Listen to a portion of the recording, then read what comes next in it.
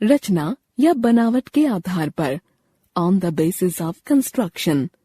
रचना के आधार पर शब्द 3 प्रकार के होते हैं।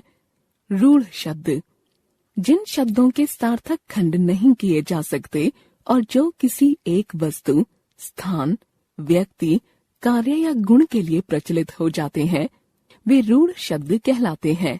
जैसे कमल, घर, पुस्तक आदि। कमल, घर, पुस्तक यौगिक शब्द, एक से अधिक शब्दों के योग से बने शब्द यौगिक शब्द कहलाते हैं। इनके सार्थक खंड किए जा सकते हैं।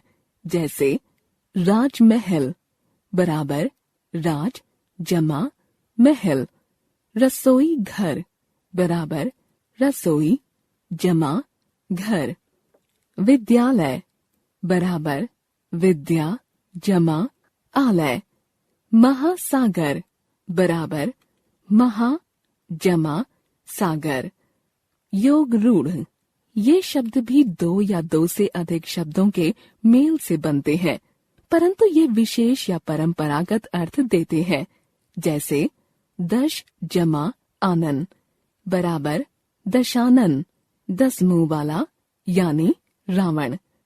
नील जमा कंठ बराबर नीलकंठ, नीले कंठ वाला यानी शिव। पीत जमा अंबर बराबर पीतांबर, पीले वस्त्र वाला यानी कृष्ण। अर्थ के आधार पर, on the basis of meaning. अर्थ के आधार पर शब्द 2 प्रकार के होते हैं। सार्थक शब्द, जिन शब्दों का कोई अर्थ होता है वे सार्थक शब्द कहलाते हैं। जैसे ममता, डंडा, दूध, रोटी, पानी, ठंडा आदि। निरर्थक शब्द, जिन शब्दों का कोई अर्थ नहीं होता वे निरर्थक शब्द कहलाते हैं। जैसे पानी वानी, चाय शाय, रोटी वोटी आदि। यहाँ वानी, शाय, वोटी निरर्थक शब्द हैं। प्रयोग के आधार पर, on the basis of usage. प्रयोग के आधार पर शब्द 2 प्रकार के होते हैं।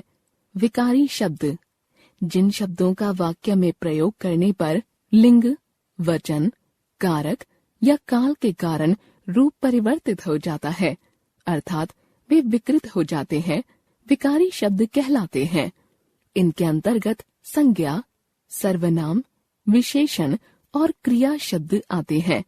जैसे शब्द परिवर्तित रूप, मुर्गा संज्ञा, मुर्गी, मुर्गे, मुर्गों।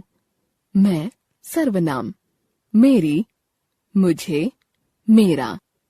शब्द परिवर्तित रूप, बड़ा विशेषण, बड़े, बड़ों, बड़ी। बनाया क्रिया, बनाए, बनाई, बनाई। अविकारी शब्द, जिन शब्दों का वाक्य में प्रयोग करने पर लिंग, वचन, काल आदि के कारण रूप परिवर्तित नहीं होता है, अविकारी शब्द कहलाते हैं। जैसे तेज, धीरे धीरे, तथा, और, के लिए, के नीचे, अरे आदि। इनके अंतर्गत क्रिया विशेषण, संबंध बोधक, समुच्चय बोधक, विस्मयादि बोधक और निपात शब्द आते हैं।